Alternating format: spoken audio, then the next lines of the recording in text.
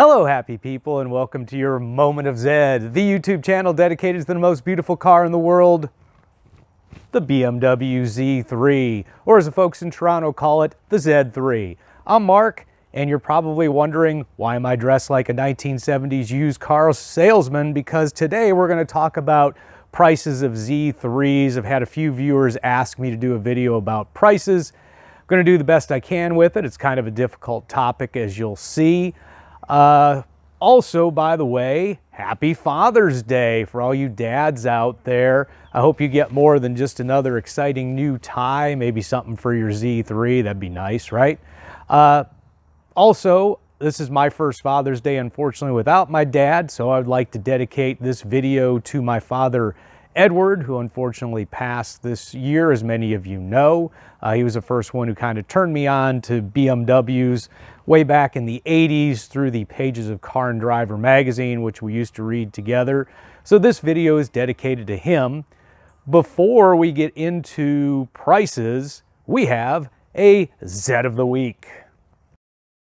And this week we have Alan from California and his 2000 2.8-liter 5-speed Roadster in a really pretty Cosmos black. Now, Alan's only had the car a few weeks, and he's already bought the English wind deflector that I recommended on my video. He's also planning on doing a glove box fix, but wanted to remind my viewers that the part I linked on Amazon is no longer available, so we're going to have to find a different way to go with that. When Alan bought the car, it was mechanically good, still is. He has Godspeed coilovers and skinnier tires, so he has a little lower stance than stock. He's had to replace the front bumper and the grille as well, but other than that, he is ready to enjoy it. Thank you so much, Alan, for sharing your beautiful car. Congratulations on that new purchase. Speaking of purchases, let's go ahead and look at those prices and do some shopping. So first of all, are prices on Z3s increasing? And I think the answer to that is a very obvious yes. So what exactly are the factors that are causing this to occur? And if you follow prices, you kind of hear the same things over and over again. Number one, the pandemic. So what's the pandemic done? Slowed down car production, new car production. But more importantly, computer chip production. New cars require a lot of chips. So now folks can't get the chips to produce the cars. The cars aren't for sale. There's a shortage of new cars. So people turn to used cars, and that drives up the used car market in general, which affects prices on the Z3s, even though, and I'll talk about this a lot, Z3s are not daily drivers. They're still affected by this overall inflation of the market. Another reason is scarcity. No one's really making a car like the Z3 anymore. You can buy a Z4, but it's gotten bigger, more complex, more expensive, more like a two-seat Grand Tourer. You could, of course, buy a Miata. You can still get a stick Miata too, but again, more expensive, not as analog as it used to be. And hey, we drive BMWs, right? Another problem is old guys. If you want to know where prices are going as far as modern classics, and I think you'd have to look at the BMW Z3 as a modern classic at this point, the folks who are going to affect the demand on cars like ours are older, mostly guys, could be gals too, not trying to be sexist, but guys who wanted a Z3 when they were in their 20s but couldn't afford one, and now they can because they've earned money over the past 20 or 30 years.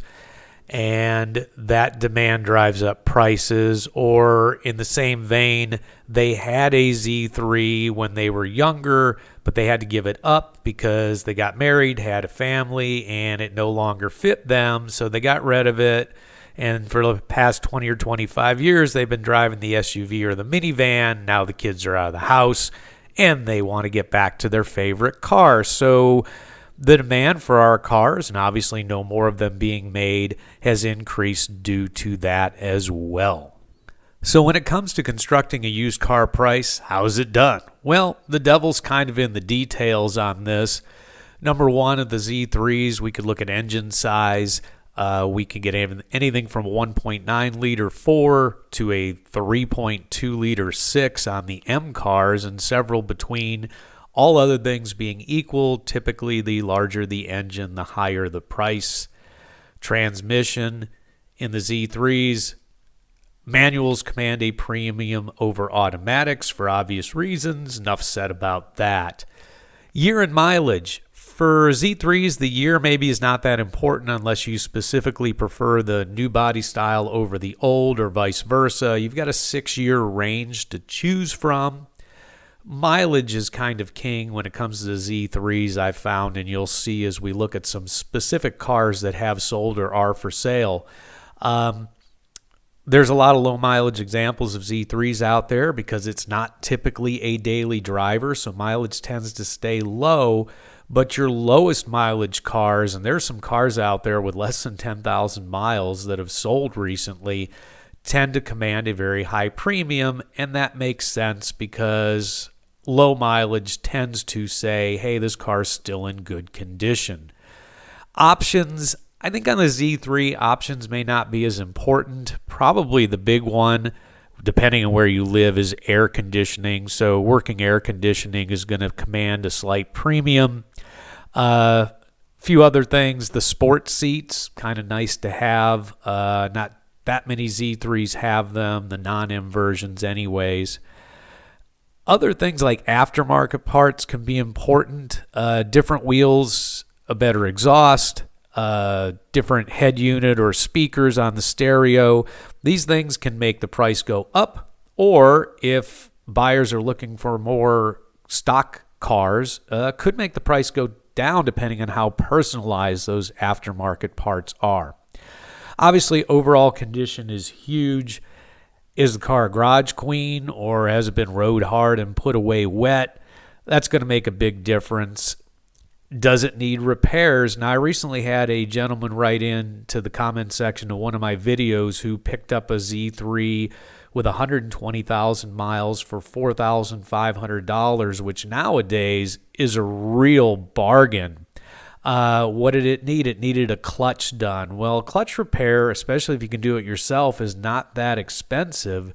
So it's probably a bargain and something that obviously needing repairs is going to affect the price in a negative way. Another thing, where is the car? Obviously, country to country, you could probably pick up a Z3 cheaper in Indiana, USA than you can in Indonesia. But even inside larger countries, region by region, that can affect the price. Here in the United States, southern and western cars generally command a premium price because people know that they haven't been exposed to snow and salt. So not only is the where is it important, but who is it is important. Who's selling the car? Private sellers tend to, in general, be less expensive than dealers for obvious reasons. Dealers have to make a profit on pretty much every car, and that profit is built into the price. So typically, again, not always, you get a better deal at a private seller. And finally, Z3 specific item. Are we talking about a Roadster, a Coupe, an M, or a non-M? Coupes are more expensive than Roadsters. Less of them were made. M cars are more expensive than non-M cars. Again, less of them were made. So with all these variables, I need to kind of limit down what we look at. So here's what we're going to look at. The three types of cars that in general are the ones that you, my viewers, have bought, as I've seen mostly on Zeds of the Week and in communication with you folks. Number one, a original body style 96 to 99 1.9 liter, and we're only going to look at manuals. A early body style 2.8 liter straight six, again with the manual transmission, and then finally a new body style, a 2000 to 2002 3 liter straight six, again with the manual. These are probably the most common cars you folks, my viewers, have or have bought recently. So again, just to limit the scope of the discussion, we're going to look at those three cars specifically. Okay, so I want to look at pre and post-pandemic historical data for today and then some specific cars. A great website to start is Car Gurus. As you can see, a 2002 Roadster, the average price in 2019 pre-pandemic was $9,400. Then you go post-pandemic from recent this year, May of 2022, and you're looking at an average price of $14,000, a 51% increase. So the trend in prices is definitely up. Another good website to look at historical data is Bring a Trailer, sometimes called Bring a Butler, because the prices seem to be pretty high. But I'm going to pull a lot of cars off of here because it's one of the few sites I can look at pre and post pandemic cars historically. As you can see, the trend is up. So our first vehicle, again in the 1.9s, this is a 1996 pre-pandemic sale, 132,000 mile car, so it's a high mileage car. It's also a northern car from Pennsylvania and New Jersey. Only a couple changes to this, mostly stock car. It has style 38 wheels, which I'm kind of up in the air about. I don't know if I love those in the Z3. And it has sport seats. But you can see the price is something that we may never see again, unfortunately. An amazing, amazing price back in 2016. Next one we're going to look at is another 96. This one with a little bit more reasonable mileage, 73,000 miles. Now this one is mostly stock as well. It does come with a hardtop, which is a pretty expensive item and a nice thing to have as long as you have a place to store it. Again, as you can see, we're looking at a $6,000 pre-pandemic price. Very, very reasonable. So move on to post-pandemic, and a sale from last December, a 1998 with much better mileage, 39,000 miles in a Hellrot red, pretty car. But now we're looking at a $13,000 price, an Oklahoma car. This one, again, mostly stock, but it has an aftermarket stereo. But you can see that huge price increase from the pre-pandemic. Another post-pandemic car, a 56,000 mile 1996 car in Atlanta blue that has a new hardtop, but the price on this, the sale, $18,000, is just crazy to me. It also has an accident in its record, which apparently has no effect. Kind of shows that on the websites that do auctions, if a couple people want the car real bad, the prices can go crazy. Here's a car I threw in just because I love it so much. This was a sale of a 33,000 mile 1997 1.9 liter in a beautiful Techno Violet for $14,000 last October. Look, I love this car for its color. Some colors command a premium. Techno Violet definitely does. If anyone has a Techno Violet car, please send it in for Zed of the Week.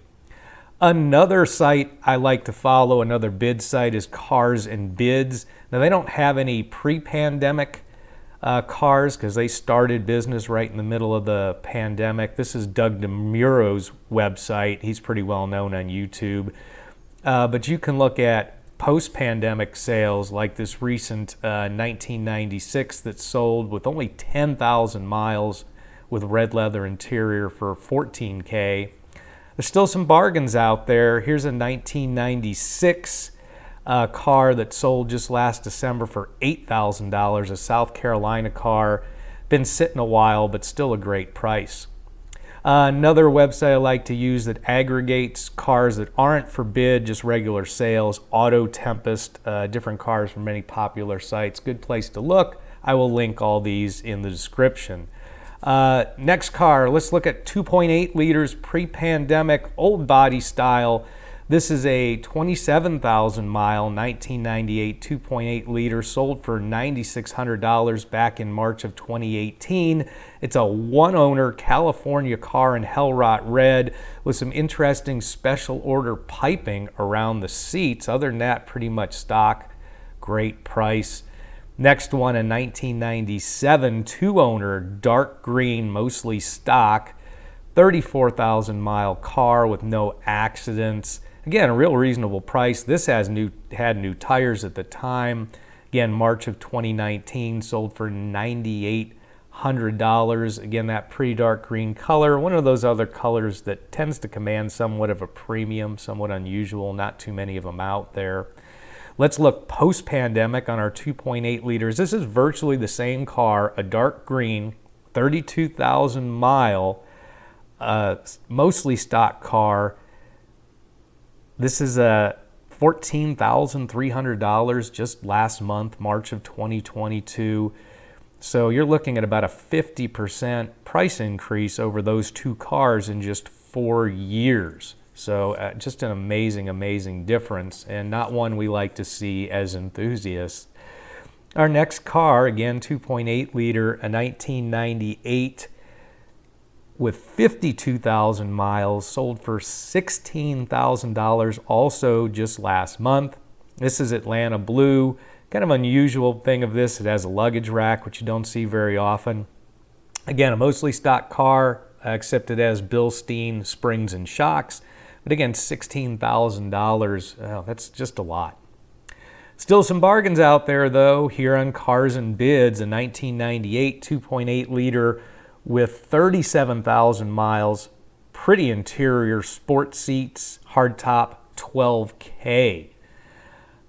Moving on to our pre-pandemic new body style 3 liters, we have a 2001 50,000 mile car in Impala Brown, again one of those colors, sold in October 2017, mostly stock for $9,200. Pretty car.